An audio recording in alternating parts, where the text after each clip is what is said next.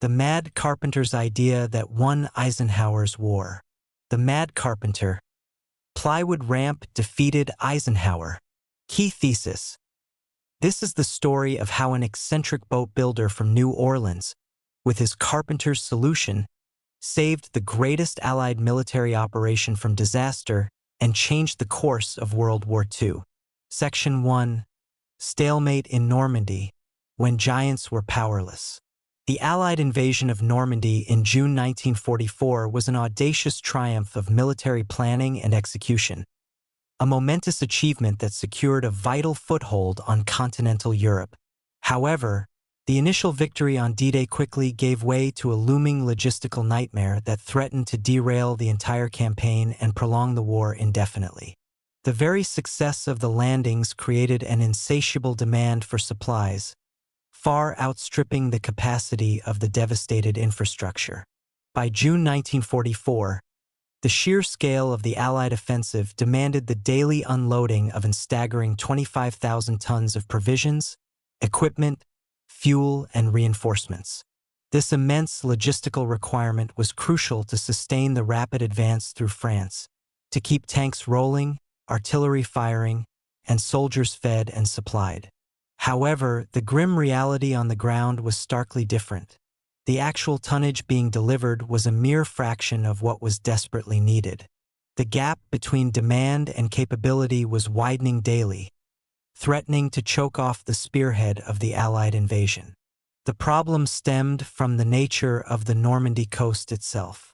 While the beaches offered initial points of entry, they were exposed, tidal, and lacked natural deep-water ports suitable for handling the massive volume of cargo ships that followed the initial assault waves. The existing French ports, such as Cherbourg, were either heavily fortified by the Germans or, if captured, were systematically demolished by the retreating enemy, leaving behind fields of rubble and sunken wrecks rather than functioning docks. This left the Allied supply lines in a critical bottleneck, creating a logistical quagmire that confounded even the most brilliant military strategists. The situation was so dire that British Field Marshal Bernard Montgomery, a highly respected and often uncompromising military leader, was seriously contemplating an audacious and desperate contingency plan.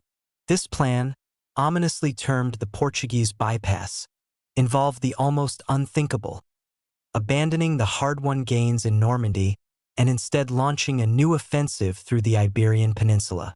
The mere consideration of such a radical pivot underscored the profound depth of the logistical crisis. The idea of attacking through the Pyrenees from Portugal was a testament to the belief that the current logistical collapse in Normandy was simply insurmountable by conventional means, threatening to stall the entire Western Front. Imagine the grim, almost surreal tableau unfolding off the coast of Normandy. Dozens of colossal Liberty cargo ships, the workhorses of Allied wartime shipping, lay motionless for miles off the shore. They resembled giant, hungry whales, their vast bellies laden with the vital sustenance of war, yet utterly incapable of delivering their precious cargo. Tanks, artillery pieces, countless barrels of gasoline, and countless crates of rations lay rusting and rotting in their cavernous holds.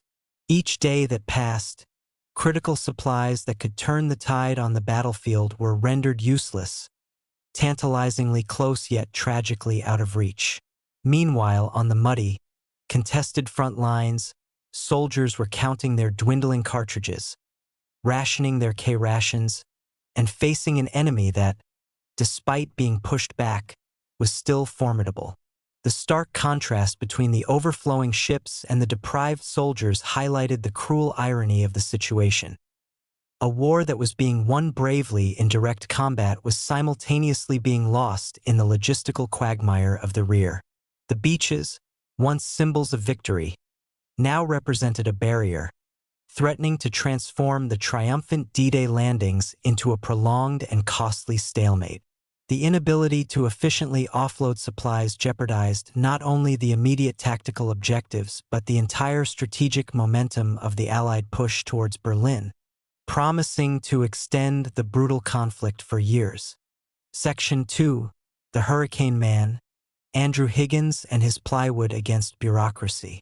Into this critical breach of logistical despair stepped a figure as unconventional as his solutions, Andrew Jackson Higgins. He was a man who defied categorization, a brilliant and often irascible genius who would ultimately challenge the entrenched doctrines of the naval establishment and, in doing so, revolutionize amphibious warfare. Who was this Carpenter?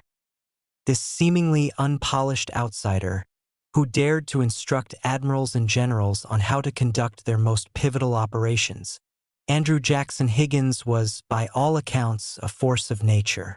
He was the head of a company initially known for producing lightweight wooden boats. These were not the sleek yachts of the wealthy or the robust trawlers of deep-sea fishermen. Instead, Higgins' company specialized in craft uniquely suited to the treacherous, shallow waters of the Louisiana bayous and the demanding conditions of the Gulf Coast. His boats were primarily designed for alligator hunting and for servicing the nascent oil rigs that dotted the region. This background, far removed from the grand shipyards building battleships and destroyers, instilled in Higgins a pragmatic, innovative, and cost-effective approach to marine engineering. He was accustomed to building rugged, functional vessels that could operate in challenging environments, often with limited resources, a skill set that would prove invaluable on the grandest stage of war. Higgins himself was a character larger than life, a man whose personality and work ethic became legendary, often bordering on the apocryphal. It was widely rumored, or perhaps an undisputed fact given his character, that on the wall of his office hung a bold, defiant sign. "Nothing impossible is done here, so orders take time to fill." This statement perfectly encapsulated his philosophy. He was willing to tackle any challenge, no matter how daunting or seemingly impossible, but he demanded the time and freedom to innovate and execute without undue interference. This ethos of pushing boundaries and rejecting conventional limitations was a hallmark of his approach to business and, later, to wartime production. Higgins was also remarkably progressive for his era, particularly in the deeply segregated American South. He was known for hiring the best craftsmen he could find, regardless of their race or gender. This was a radical departure from the prevailing social norms and employment practices of the time, where racial discrimination and gender barriers were rigidly enforced in most industries. Higgins, however, prioritized skill and dedication above all else, assembling a diverse and highly capable workforce.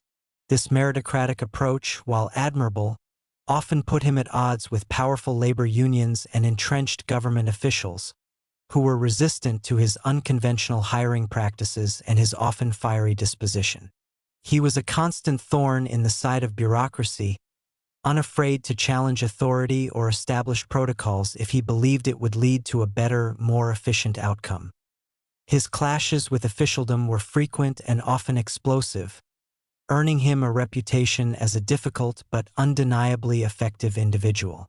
Indeed, his reputation for being a maverick, coupled with his undeniable talent for shipbuilding, earned him both admiration and exasperation from those in power. One particularly telling quote, attributed to a U.S. Navy admiral, perfectly captures this duality. "He is a barbarian from the banks of the Mississippi who knows no etiquette and refuses to follow it. But, damn it, he can build boats."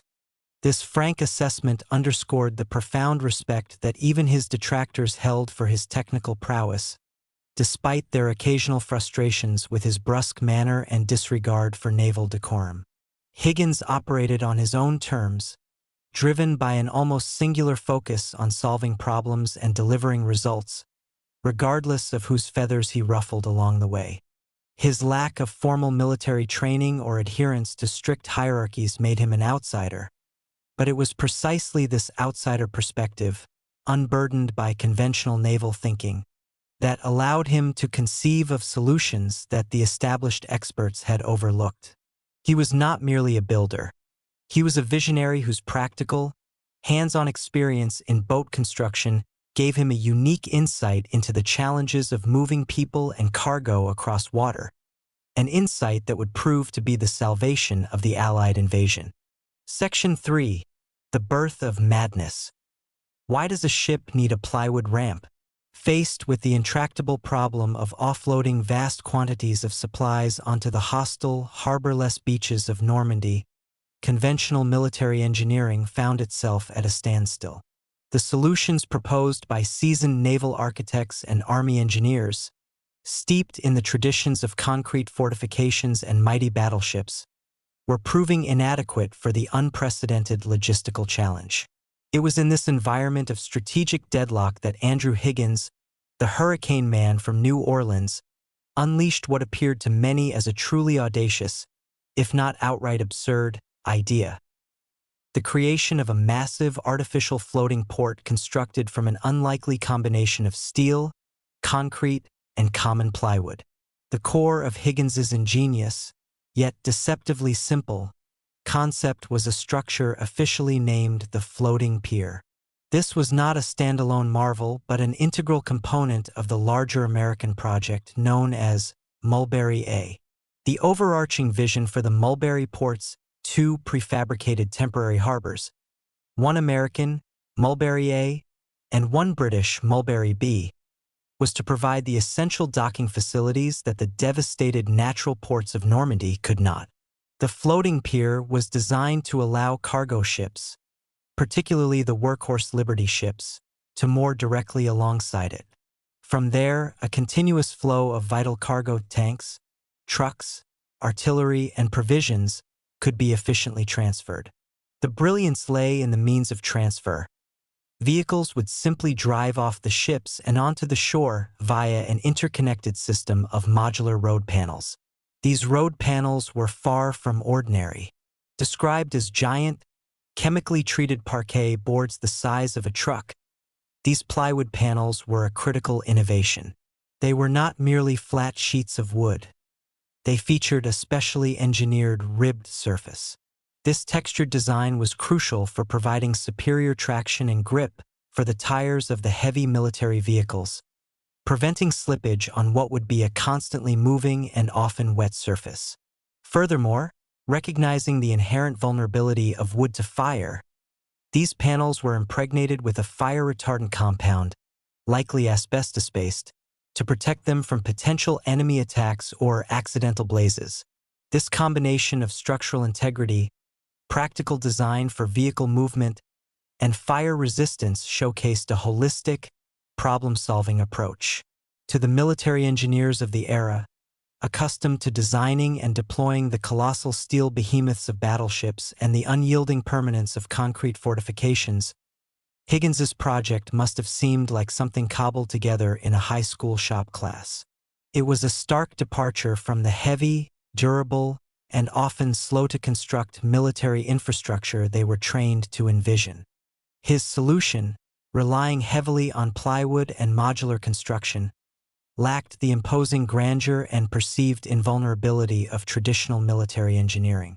It represented a fundamental shift in thinking, a move from permanent, unyielding structures to flexible, rapidly deployable, and surprisingly resilient components. This perceived madness was rooted in a clash of perspectives. Military engineers thought in terms of massive, reinforced structures built to withstand bombardments and the ravages of time and tide. Higgins, however, was a boat builder, a practical man who thought in categories of wood, nails, and simple, effective mechanisms that could be rapidly fabricated and deployed. His expertise lay in crafting vessels that could float, adapt to dynamic water conditions, and be built efficiently. He didn't approach the problem from the viewpoint of a naval architect designing a permanent dry dock. He approached it as a craftsman needing to create a temporary, floating pathway across water. The floating pier and its associated plywood ramps were therefore not just engineering solutions. They were a triumph of a different kind of practical intelligence. They embodied the ingenuity of someone who instinctively understood the properties of materials and the dynamics of water, someone who could see beyond established conventions to propose a flexible, temporary, and rapidly scalable solution.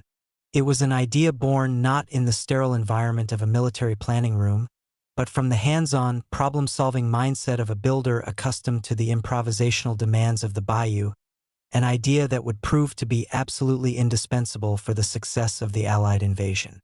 Section 4. Operation Mulberry. The plywood port in action. The madness of Andrew Higgins's plywood ramps and floating piers was swiftly put to the ultimate test in the chaotic aftermath of D-Day. With the initial beachheads secured, the formidable challenge was no longer gaining a foothold, but sustaining it. The need for a rapid, high-volume supply solution was paramount, and the prefabricated Mulberry ports, an astonishing feat of engineering and logistics, were the answer. The American Mulberry, a port strategically positioned off St. Laurent-sur-Mer near Omaha Beach, the site of some of the most ferocious fighting on D-Day, began its monumental task on June 16, 1944. This was less than 2 weeks after the initial landings, an incredible timeline considering the sheer scale and complexity of assembling a fully functional artificial harbor in a combat zone. The port was not a single, monolithic structure, but rather an intricate assembly of various components. Massive concrete caissons forming breakwaters, floating pontoons providing berths, and, crucially, the modular steel and plywood roadways that snaked from these berths directly to the shore. These roadways, often referred to as whale piers, were the practical embodiment of Higgins's vision, allowing vehicles to simply drive off the ships and onto French soil. The sight of Mulberry A in full operation was, as described, a truly surreal spectacle. Amidst the ongoing war, the distant sounds of artillery, and the pervasive tension of a combat zone, an almost perfectly calibrated construction site was humming with activity right off the coast of France. It was a scene of industrious precision juxtaposed against the backdrop of military chaos. One after another, steady streams of Studebaker trucks, the ubiquitous workhorses of the Allied transport fleet, methodically rolled off the massive cargo ships. They descended onto the plywood roads, which gently swayed and bobbed with the rhythm of the waves, yet held firm under the immense weight. This wasn't a panicked, makeshift operation. It was a carefully orchestrated ballet of logistics, a triumph of engineering foresight over the disarray of immediate battle. The results were immediate and astonishing. In just a few critical days of operation, Mulberry proved its immense worth by enabling the transfer of over 10,000 vehicles. This was a monumental achievement. Each truck, jeep, and tank that rolled off those plywood ramps represented vital reinforcement for the Allied armies pushing inland. These vehicles carried soldiers, ammunition, fuel, medical supplies, and food, the very lifeblood of a modern army. Without this rapid influx, the forward momentum of the invasion would have faltered, supply lines would have been stretched to breaking point, and the German defenders would have gained precious time to regroup and counterattack. The ability to unload thousands of vehicles and tons of supplies directly onto the beaches, bypassing the destroyed ports, provided the critical logistical bridge that Eisenhower's armies desperately needed. It transformed the beaches from mere landing zones into functioning logistical hubs, allowing the Allied forces to consolidate their position, expand their beachhead, and prepare for the breakout into the heart of France. The Mulberry port, with its unassuming plywood elements, was a symbol of audacious innovation. It demonstrated that flexible, modular solutions, though perhaps lacking the grandeur of traditional naval engineering, could nonetheless be incredibly robust and remarkably effective when faced with unprecedented challenges. It was indeed a triumph of ingenious engineering over the overwhelming chaos of war, turning a seemingly impossible logistical hurdle into a pathway to victory. Section 5. The Fury of the Elements. The storm that couldn't defeat the idea. The operational life of Mulberry was tragically short-lived. Just as the American artificial port was proving its invaluable worth in sustaining the Allied advance, nature unleashed a force far more destructive than any German bombardment. Between June 19th and 22nd, 1944, a storm of unprecedented ferocity swept across the English Channel, battering the Normandy coast with relentless winds and towering waves. This was not an ordinary gale. It was one of the worst June storms in 40 years, an unforeseen and devastating meteorological event that caught the Allied planners by surprise. The sheer power of the tempest proved too much for the ingenious, yet temporary, structures of Mulberry A. Despite its robust design and rapid construction, the American port was largely destroyed. Its floating roadways were ripped apart, pontoons were scattered, and vital components were either submerged or smashed against the shore. The meticulous effort of constructing and assembling this lifeline was undone in a matter of days by the uncontrollable fury of the elements. It was a cruel blow, given the critical role the port had just begun to play in the Normandy campaign. In stark contrast, its British counterpart, Mulberry B, located off Arromanches-les-Bains, fared significantly better. Built with more massive and rigid concrete caissons, which acted as robust breakwaters and pierheads, Mulberry B largely withstood the onslaught of the storm. While it sustained damage and its operations were severely hampered, it remained largely intact and was quickly made operational again, continuing to serve as a vital supply artery for the British and Canadian forces. This difference in resilience highlighted the varying design philosophies and the inherent vulnerabilities of even the most sophisticated temporary structures when confronted with an extraordinary natural disaster. Despite its catastrophic destruction and relatively brief existence, many historians largely agree on one crucial point. The American Mulberry played an absolutely indispensable role during the most critical initial 2 weeks of the invasion. It was precisely in these frantic, make-or-break early days that the port provided the crucial surge in supplies and reinforcements that allowed General Eisenhower's armies to firmly establish their beachhead and, critically, to maintain and consolidate their offensive momentum. Without the thousands of vehicles, tons of ammunition, and relentless flow of provisions that Mulberry A facilitated, the Allied forces would have faced an insurmountable logistical bottleneck. Their advance would have stalled, becoming bogged down in a debilitating struggle to simply sustain their presence on the continent. In this interpretation, Mulberry A served as a vital logistical bridge. It performed its essential function precisely when it was most needed, providing the critical link between the ships in the channel and the fighting forces on land. Once its mission was largely accomplished, ensuring the initial breakthrough and solidifying the Allied position, it metaphorically burned after the army had successfully crossed. Its destruction, though a setback, occurred after it had delivered its most impactful strategic contribution, having provided the initial impetus that prevented the entire operation from grinding to a halt. Furthermore, not all was lost with the destruction of Mulberry A.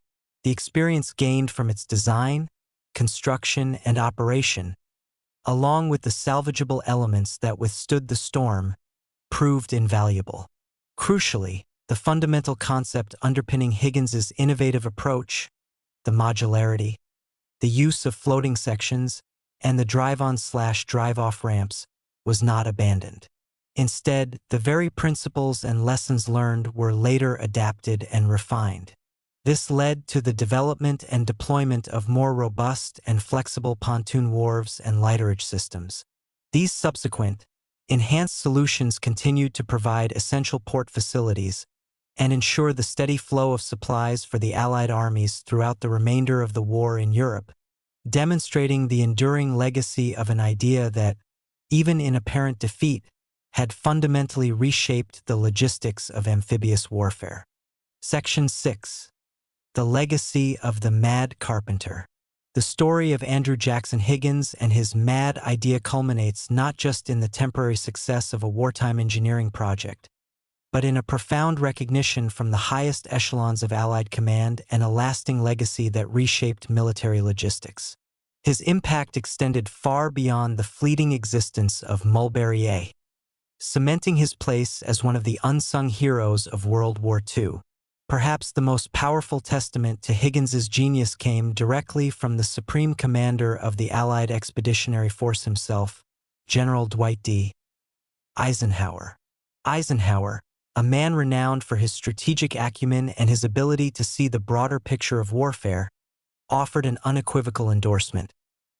Andrew Higgins is the man who won the war for us. His boats were our salvation. Without them, we could not have landed on an open beach.